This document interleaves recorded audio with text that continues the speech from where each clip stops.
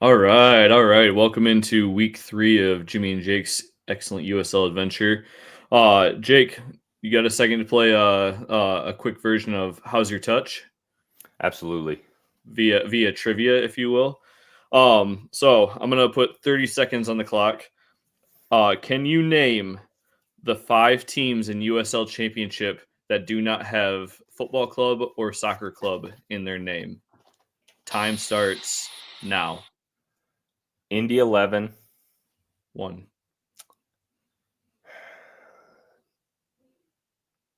Is it Lexington?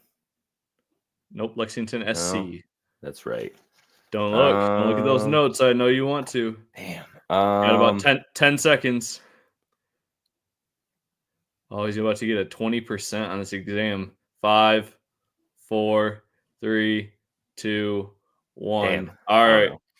The 5 teams in USL Championship that do not have football club or soccer club in their name. There's one in the West. That's New Mexico United. Mm. And then in the East, there's 4. We have the Charleston Battery, the Charleston Battery, Tampa Bay Rowdies, Indy 11, as you mentioned, and Hartford Athletic are the 5. Oh. So little warm up, check your touch. Um, how you doing, man? You have a good weekend?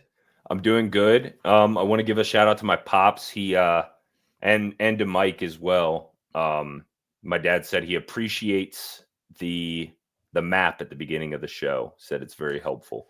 Nice. Okay.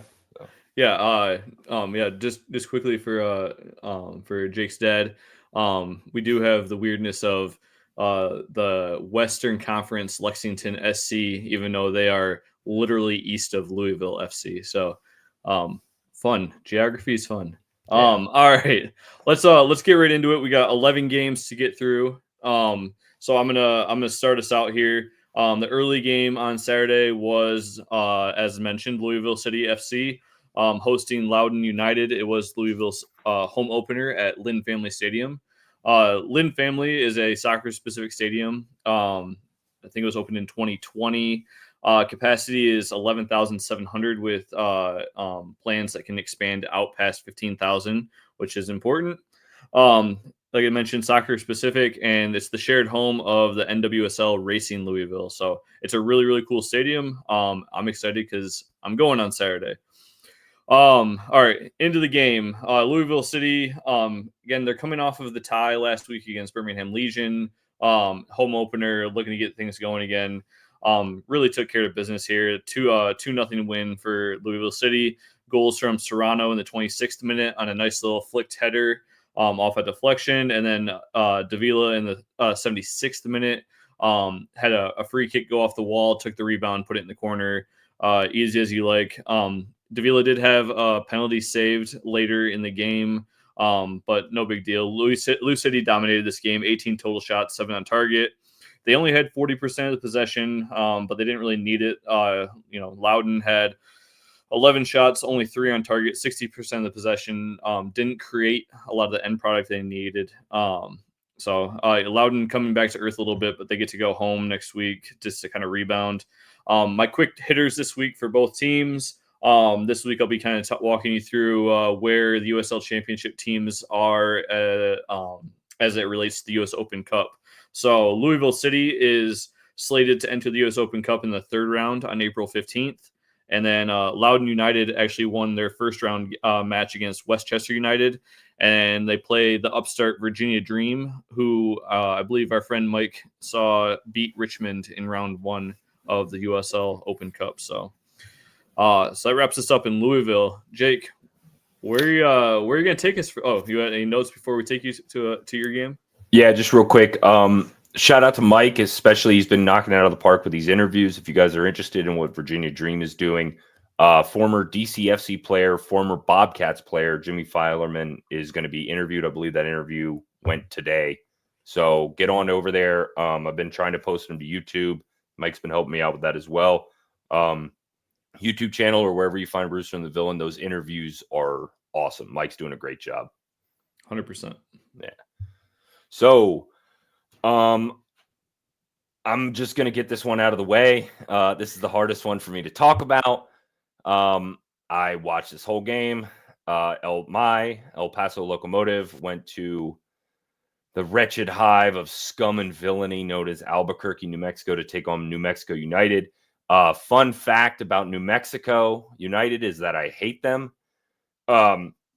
This game was ugly. I don't know if it was cowardice or what it was. The low block from El Paso it worked in the way that they wanted it to work. It was hard for them to break down until it wasn't. But in the first half, El Paso had no shots on goal. Just riding the struggle bus. They would just get the ball. Were time wasting in the first half even. Sebastian Moore, goalkeeper for El Paso, who was starting in place of Jamali Wade, who's on duty with Jamaica. We have Jamaica's number one goalkeeper. No big deal. Yeah, really. He's number one over Andre Blake? I believe so. Okay. Sorry to interrupt. Go on. Probably not, but whatever. New Mexico had 62% of the ball, 460 passes to 249, but they were held to only 5 shots. So low block was hard to break down, but El Paso's counterattack was non-existent in the first half, and then in the second half got a little bit better. Just nothingness all the way up until essentially the 83rd minute. Moreno has a turnover. He was, if you look at the heat map for what they're doing, the only one who has like a steady heat signature in the opposing half is Armando Moreno. They were just literally sending balls to him, and he would latch onto a few. He had a couple chances. He sent one wide. I think he sent one right into the keeper. But in the 83rd minute, Moreno has a turnover. New Mexico counters. Ball gets played to Mukwele Akale. And if we are playing a low block and there's this many people in the box, how the hell is a player with the quality of Greg Hurst that alone? It does not make any sense to me, but whatever. The ball gets played to Greg Hurst. He hammers it home. Mora can't do anything about it. And it's 1-0. The place, the lab was rocking after that goal. They were tired of Mora's antics, and it just, once that goal went in, I knew it was game over from that point on. The last little note on the game is Daniel Carter, who's on loan from a team in Honduras. He subs on in the 89th minute, and pretty much 9 minutes later, he gets taken down by a New Mexico player. And I guess in a way, the New Mexico player is trying to waste time, kind of stands over him. Daniel Carter sort of kicks his legs behind him, pushes, and just the foot catches this guy's crotch, and he just pushes upward. Like, it's not a kick. He just places the foot and then rockets him like you do to your kids when you hold them by the feet or whatever, or you hold your feet, you put them on up like that. Just rockets this guy up. Instant red card. Just a stupid play. And I haven't read anything about it. I'm trying to remember. People can correct me if I'm wrong, but I believe that might be 3 games because it was straight red, violent conduct. So Daniel Carter, get your shit together. Last note on the game. The Curse, the supporters group for New Mexico United, doing a fantastic job for that club. The amount of people, and then the city in general, the 11,000, I believe, was there, 11,000 plus. That's fucking awesome. And I hate them. So that concludes my coverage of the Derby del Camino Real. I hate them. That's the best analogy. You could have done it well done, but also you could have just been like, I hate them. 1-0. We on to Cincinnati or something along those lines. All right. Speaking of things in the championship that Jake likes, we're gonna go to Pittsburgh in Highmark Stadium, home of Bob Lilly and the Pittsburgh Riverhounds. And them boys. Highmark Stadium is a 5,000 soccer-specific stadium. It is turf, but frankly, whether it's on picture or on camera, it is one of the best views in the USL during the game. It sits right on the river in Pittsburgh. Beautiful location. Anyway, this game not so beautiful. Pittsburgh comes away with a 1-0 win. A header on a cross from Griffin in the 75th minute. Pittsburgh, they were able to get off 6 total shots, 3 on target, 63% of the possession. Hartford, 9 total shots, only 1 on target. They did miss one wide over the bar that they should have buried, a wide open shot. But only 1 on target, 37% possession. That's Hartford's first shot on goal in 2 games. Struggling there. As far as U.S. Open Cup goes, Pittsburgh is entering the U.S. Open Cup in the 3rd round on April 15th. And then Hartford won their first round game against the New York Shockers. They their next round game is against the Portland Hearts of Pine, which if you haven't seen that team's gear, it is incredible. So check them out.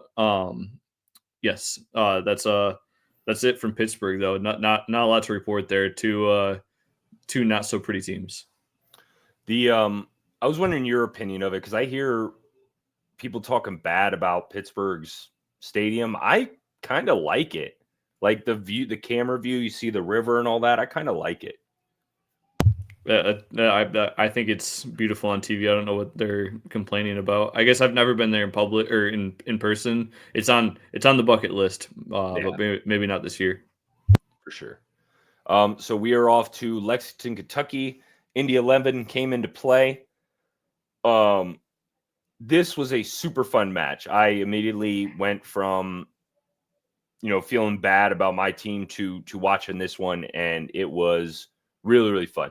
Lexington held most of the ball, 67%, took the majority of the shots as well, 14-7. First half had a lot of shots off target. Missed free kick by Indy, missed like point blank header by Lexington. Daniel Babir from Lexington appears to score off like sort of a bang ball bouncing around off of a free kick in stoppage time of the first half. And but is ruled offsides. The player that played it into him was offsides when he received the ball. 60 minutes in, Indy scores sort of against the run of play. Bruno Rendon ends up scoring it after regaining sort of a deflected ball. Another player kicks it, bounces off the defender. He latches onto this ball really, really well, comes down, sticks it to his foot, and then just fires it. Like Logan Ketterer didn't have a chance on it. 78th minute, Epps has like a beautiful dribble, leads to an Elliot Goldthorpe cross. Kieran Sargent, which I asked last week, no relation to Josh Sargent, different spelling. So the more you know. Latches onto it, but is denied point blank by the Indy keeper, Hunter Solty. If you want to go look at one thing from this game, obviously the goals are really good, but this save is nuts. And then team defending to keep it out afterwards. As soon as he makes a save, the 2 center backs or defenders kind of boom together and clear it off the line. But that save, fantastic. And then pretty much a minute right after he makes this incredible save, Indy kind of goes on a counter. That fails. Epps receives the ball sort of in the right side of the box, hits sort of like a shimmy, and then bends it with his left foot, scores just a beautiful goal into the lower left corner. Professional move, professional goal. If you have a chance to go watch this goal, you need to. Might be one of the goals of the week. It's fantastic. Last thing I'll talk about in this game, Marcus Epps is a USL journeyman. Stops in Memphis, San Antonio, Phoenix, Tulsa, and Hartford. It seems like he might have found a home here in Lexington. He's looking super, super good to start this season. 4 chances created, really sharp in the early part of the season. In this match, 4 chances created, 13 touches in the opposition box, and a goal. I really, really like watching Marcus Epps play. Yeah, certainly. I did see the goal he scored. It was outstanding. The other quick thing I wanted to note is that was the first game I'd watched at Lexington, and their stadium is gorgeous. I know that they had, I think for their first 2 games, like 5,000 per game, which is growing, especially as they move to the championship. But that is a top class stadium that they have there. So hats off to them. All right, let's go to Detroit. We're gonna go to Keyworth, as you can see my picture here. As I mentioned, Keyworth is the home of Detroit City FC. Some quick notes about Keyworth that are fun. The actual stadium itself was opened in 1936 by Franklin Delano Roosevelt. It was one of the programs, one of the first programs first projects for his work programs during the 1930s. And then also in the 1960 presidential campaign, JFK actually campaigned there. So ton of history. But as far as stats go, 7.9 thousand capacity. It is Hamtramck Public Schools, and it's a turf field. It's also not their forever home. They did buy some property in Corktown and are exploring building their own stadium in the near future. On to the game, 2-2 game. Honestly, it was probably a deserved draw for the goals. Smith opened it up for Detroit in the 20th minute on a cross header goal, really nice goal, and then Ronaldo Damas got a goal off a deflection in the 27th minute for Birmingham. He is a problem. He's going to score probably at least a goal a game the way he's playing right now. I know he has a history of that, but look out for him. Ben Morris gets Detroit City back in the lead in the 33rd minute, and then in the second half, ball comes in. It's a windy day. Stephen Carroll misplays it, goes off kind of the back of his head. Goal in the 80th minute ties it up, 2-2 tie. Not a lot as far as action goes. Detroit City only 8 shots, 3 on target, 58% possession. Birmingham 8 shots on target. 8 shots, 1 on target, 42% possession. When Detroit had the lead going into the second half, they are a defensive team. They just kind of held possession, didn't do a whole lot in the second half, but I will say they do have more attacking options than I've seen them have in years past. So we'll see how they bounce back. Like I said, they go to Louisville this Saturday. I'm excited for that one. As far as U.S. Open Cup stuff goes, DCFC enters the Open Cup in the 3rd round on April 15th. And then Birmingham actually lost their first round game to the Little Rock Rangers of USL League 2. So it's probably a lot of college kids and stuff. Always exciting when you see some of those lower teams go through, but I'm sure Birmingham is certainly disappointed with that as a result. So that does it from Keyworth. Jake? We're going to move out to Oakland. San Antonio Football Club comes to town. This is a historic game for USL Championship. It's the first match in the Oakland Coliseum. Over 26,000 fans in attendance, the second highest USL attendance after FC Cincy, with over 31,000 for theirs. Just real quick, Blow the Whistle, Too Short, performed in the opening ceremony. So shout out from the Bay to the A. Unfortunately, they give up a goal in the 5th minute to San Antonio. Ball's played into Jake LaCava, who serves it up to Alex Creve, who makes moves, hammers a shot home. Creve is a Kiwi, formerly of Bohemian FC in the Irish League. Really, really impressed me this year. Can dribble in a phone booth, and has a goal and assist in the first 3 matches of the season. Dude is really good. Like watching him play. Oakland then answers back in the 7th minute. Rebound off a corner kick. We got a fullback goal. Justin Rasmussen gets on his bike, puts it into the bin. What a moment. They showed crowd shots, wide crowd shots. People go insane. And I just want to say Oakland deserves this after the bullshit with the Warriors, after the bullshit with the Athletics. This could be huge for the people of this city, and I'm fucking here for it. It's awesome. Nothing really too interesting to finish out the half. San Antonio controlled the first half with 66% of the ball, but Oakland would go on to control the second half with 58% of the ball. In the 69th minute, nice. Luke Hackinson doing big man tings, chest down a ball, holds off Abdi Mohammed and lobs a close range shot of the goalkeeper for a really, really well-worked goal.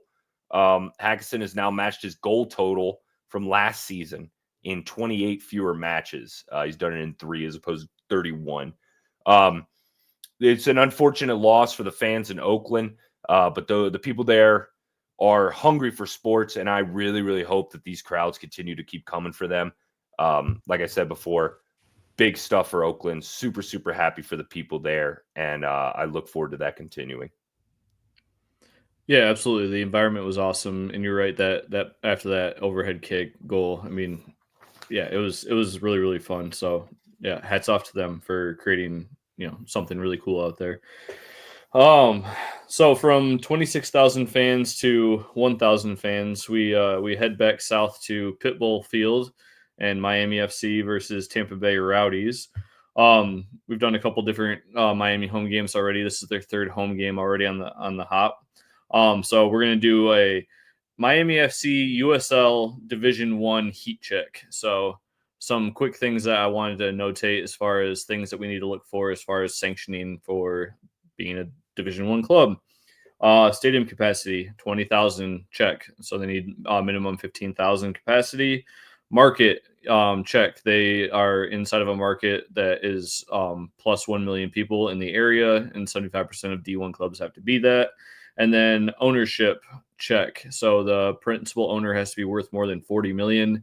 I can't remember his name, but he's worth over almost like $500 million. So no problem there. So they definitely are potentially a candidate for Division 1 status when USL goes to adding teams for that. As far as the game on the field goes, Battle of Florida, if you will. I think I read that this was like the 11th straight victory that Tampa Bay had against Miami 2-1. Miami started out great. Bonfiglio in the 2nd minute gets the ball over the top. Nice finish in the 2nd minute. But then to end the half, Tampa Bay gets a goal in the 31st minute, and then right before halftime, in the 2nd minute of stoppage time. So they go into the half at 2-1, and then second half, not a lot. Miami tries to create a couple chances, including in the 68th minute, they get a PK, and Bonfiglio misses it high and wide. So Miami goes to a 3rd straight loss at home. Miami, again, only 6 shots, only 1 on target, 45% possession. Tampa Bay really starting to find their stride offensively with 14 shots, 4 on target, 55%. And then Miami also had a red card in stoppage time at the end of the game. So not a great game all around for them. US Open Cup, check. Miami won their 1st round game against Naples United FC. And then they next play MLS NP. I'm not going to say Next Pro or whatever the hell it is, but Inter Miami 2. And then Tampa Bay enters the US Open Cup in the 3rd round on April 15th. So Tampa Bay trending in the right direction. Miami, they have another game at home next week, but not looking great, Bob. So we're going to go to Orange County next. Monterey Bay came to town in a game that you would expect with the goal scoring success that Orange County has had, that they would win this game handedly. In fact, it was the opposite. Dead even on the final possession, 50-50. Orange County controlled more in the first half, and Monterey controlling in the second. Main difference is Monterey Bay had 16 shots to Orange County's 3, with 7 of them being on target. Goalkeeper Nico Campuzano, a Spaniard, former Lexington man, had a huge game for Monterey Bay. Didn't have to block a lot of shots. All 3 were on target, though, and he blocked all 3 of them. 2 of them diving, one of them being a point-blank block off like a free kick scrum. In the 60th minute, Monterey Bay takes the lead. Just a beautiful floating cross by Anton Soyberg Horup, Danish. Sorry if I butchered that. That Elijah Paul snags, puts past the keeper. What a pass. What a finish. Fantastic. In the 65th minute, this is when it starts to get ugly for Orange County. Ryan Dogman hits a Monterey Bay player with a big boot that would make Hulk Hogan blush, brother. Just nails him straight red. He knew it. The whole crowd knew it. His teammates went to argue it, but Dogman just kind of slunk, started walking off. He nailed this dude in the head. From there, it was all downhill. 74th minute, former Loco, Miles Lyons, miss you, buddy, cuts in off the right flank. He's playing as a right back. Cuts in off the right flank. Fights like big man, gets his man off him. Serves a through ball into Elijah Paul, who runs onto it, gets his second goal of the night. Orange County seems to think that he's off. Lineman says he's good. Fantastic play. 90th minute, Paul adds an assist to his already fantastic night by dribbling down the left wing and just sort of lays the ball off to an oncoming Luke Ivanovic. The Aussie, who would have guessed with a name like that? Aussie, who last played for FC Lati in the Yugosliga. No shit. YKKOSLIIGA. It's the second division in Finland, and I don't know why y'all had to make it that hard. Scores on his Monterey Bay debut. Game ends, just especially after the red card, just domination from Monterey Bay. They looked really, really good in this game. Yeah, that one was fun, and honestly, like I really enjoy watching games. Again, another nice stadium in Orange County there.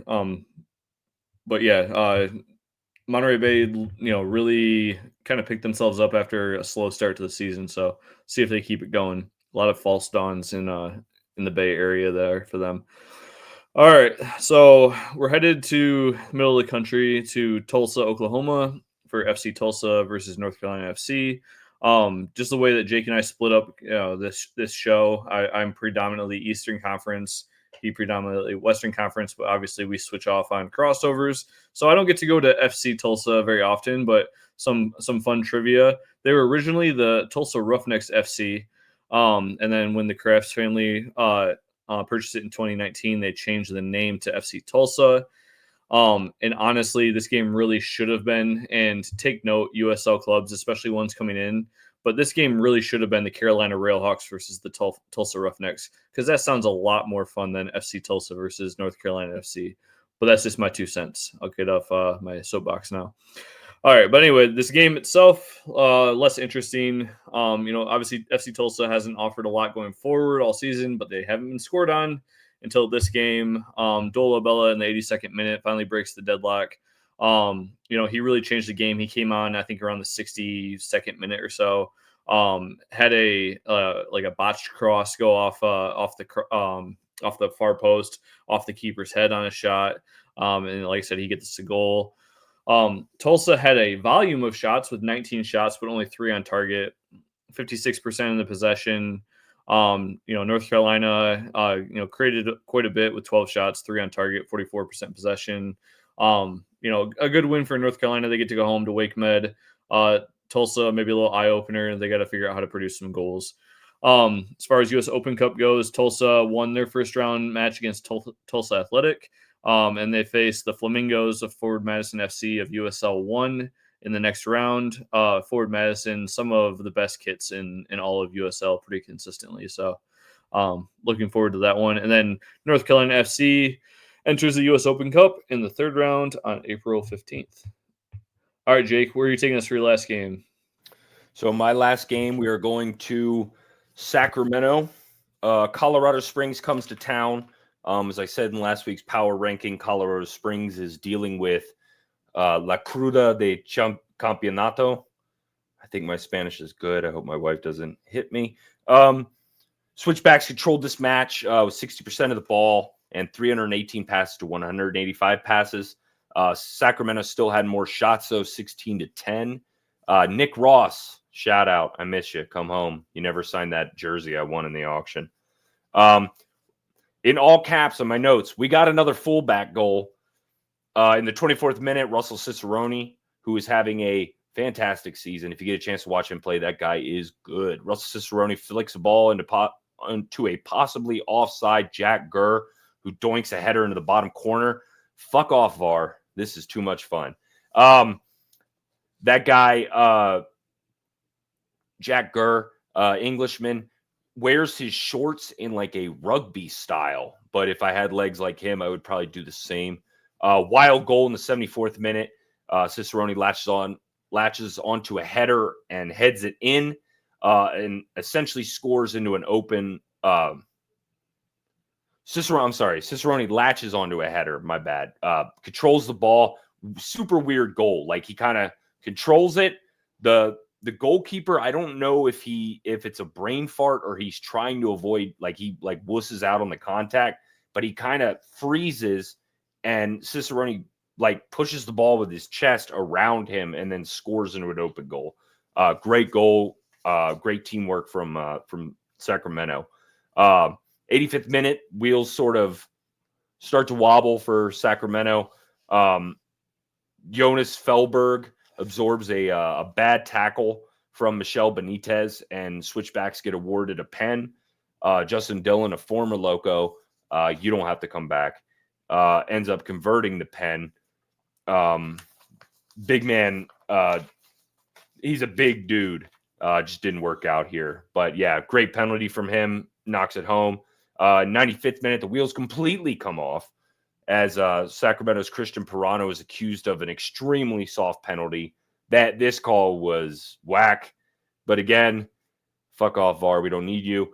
But yeah, extremely soft penalty. Justin Dillon again converts from the spot. Switchbacks, in air quotes, earn a point, and Sac fans can be heard booing. And, you may be champions of USL Championship last year, but can you do it on a cold, rainy night in Sacramento? No.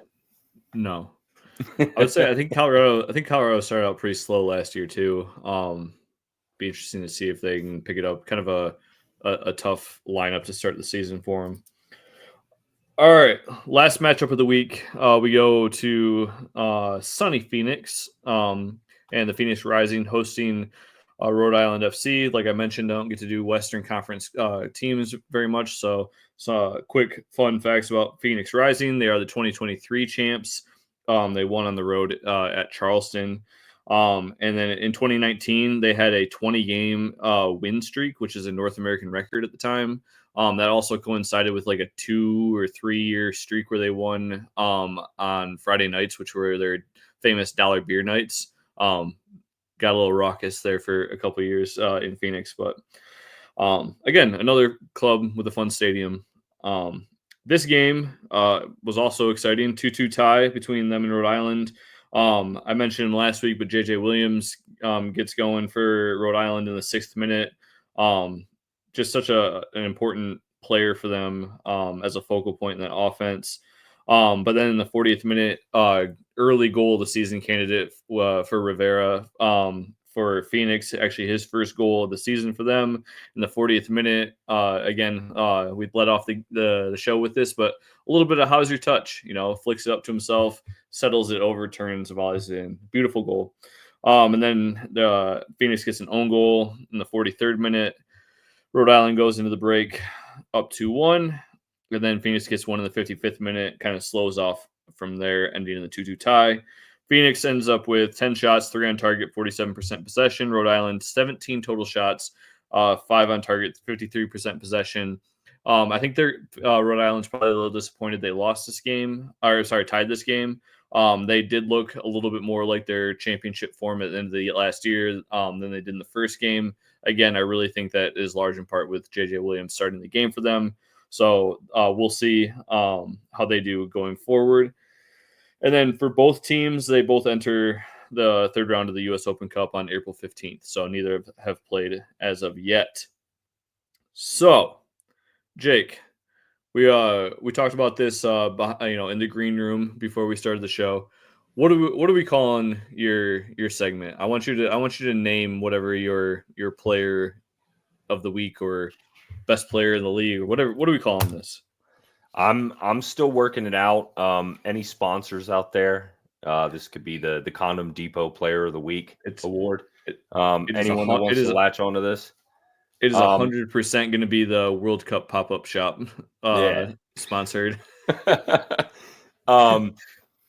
I thought about the Diego Luna player of the week, but a season and a half with us, so I just love that kid. But yeah, so without further ado, my player of the week, I wanted it to be Marcus Epps just because I enjoyed watching him in that game so much. But as far as just pure output, it has to be Elijah Paul from Monterey Bay. 22 years old, 90 minutes, 2 goals, 1 assist, 9 touches in the opposition box, 1 pass into the final third, which was his assist. Involved in all 3 goals in a 3-1 win over Orange County. 3 goals, 1 assist, and 3 matches on the season. He is looking good. If I do a Diego Luna Young Player of the Year award, then he is looking pretty sharp in that race so far. Really, really enjoy watching that guy play this week. Yeah, absolutely. Hard to argue that that performance this week.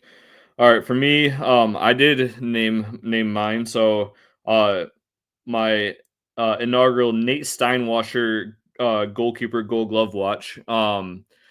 Still going to stick with Johan Penaranda. I know the FC Tulsa lost, but he only gave up 1 goal. His first goal he's given up all season, including in the including in the U.S. Open Cup. He's still has 2 shutouts. He's 3rd in the league with 7 saves, only 1 goal allowed. I will say that my OLI currently is Jake McGuire for North Carolina FC. While he has given up 3 goals, he does have a shutout against Tulsa, and then he is tied for first in the league with 10 saves. So one to watch going forward. Jake, real quickly, tell the people where they can find us and our power rankings and some of that stuff. Okay, so the power rankings along with the YouTube link are going to be available on the Beyond the 90 Substack. A lot of good stuff there. While you're there, make sure to check out the other articles. Mike's writing there. Mike's posting his other videos there, his interviews there. They're doing fantastic work over there. I really like all the stuff they're doing. Our YouTube channel is Rooster and the Villain. You can also follow Rooster and the Villain on Blue Sky at Rooster and the Villain. Other than that, I had something else to say, but I can't remember anymore. I will Okay. I will say I'm going to be, like I mentioned before, I'm going to be in Louisville on Saturday. I'm super excited for this game, first versus second in the Eastern Conference. Always a fun game, and just to get to experience Lynn family. So on the very, very rare off chance that someone is going to be at that game and they watched our content and you see me, come over and say hi. Love to interact with you and talk about USL and some of your experiences, and I think that's the most fun part of this league, is getting to share the stories in the communities. So I look forward to Saturday. Yep. Absolutely. I remember what I was going to say. If anyone has anything that they'd like us to talk about, any sort of questions about particular teams you'd want to hear on the show, let us know in any of the comments, whether it's on Substack or in YouTube. And then also Mike is driving my social anxiety crazy by posting us on Reddit. So if you see us on Reddit and you have constructive criticism, we're more than happy to have it. And then also, final thing, I've harped on this on the Premier League show and on the Bobcast. Go play. Find a place to play and go play, whether it's with your kids, whether it's with your friends or whatever. Go play. We both enjoy watching the games, but I think we'd both agree that playing yourself is even more fun and it makes the game better. So, anything else, Jimmy? Sure. Nah, till next time, bud. All right. Later, boss. Yeah.